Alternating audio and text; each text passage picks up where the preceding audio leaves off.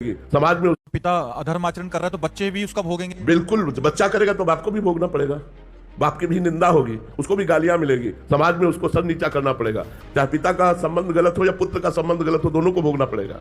अधर्म आचरण से आया हुआ धन भी प्रभावित पूरे परिवार को शोकित करेगा, पूरे परिवार को शोकित करेगा। और दिखता है तो एक गाड़ी बंगला सब बन गया। ये सब बाहरी है, बाहरी है।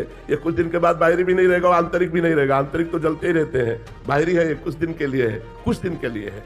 जब तक पुण्य है तब तक धर्मात्मा पुरुष को दुख दे लो और पाप कर लो, और जिस समय तुम्हारे पुण्य नष्ट होंगे, विध्वंस हो जाओगे, किसी कार्य में तुम सफल नहीं हो पाओगे। अभी तुम्हारे पुण्य है इसलिए सफलता दिखाई दे रही है। जी पापाचरण वालों को तो समझ आया, बट ये जो धर्म आचरण कर रहे हैं फिर भी दुखी हैं, इनका क्या रहस्य? पूर्व जन्म के जो पाप है, अब उनके पाप का जो क्रम लागू हुआ है वो नष्ट हो जाएंगे। तो पूर्व जन्म के पुण्य और इस जन्म का पुण्य जब दोनों मिलेंगे तो ये सूर्य की तरह प्रकाशित हो जाएंगे, ये परमानंद को प्राप्त होंगे। और पापी पुरुष का वर्तमान में पुण्य खर्चा हो रहा है, जब पूर्व का पाप और वर्तमान का पाप दोनों मिल जाएगा तो ऐसा ब्लास्ट होगा कि सर्वनाश हो जाएगा। और इनके अंतःकरण की स्थिति क्या है? शांत, प्रसन्न, भले दुख में है लेकिन प्रश्न देखो, 12 वर्ष का वनवास और 1 वर्ष का अज्ञातवास पांडवों को मिला, लेकिन साथ में ब्रह्म ऋषियों का संग।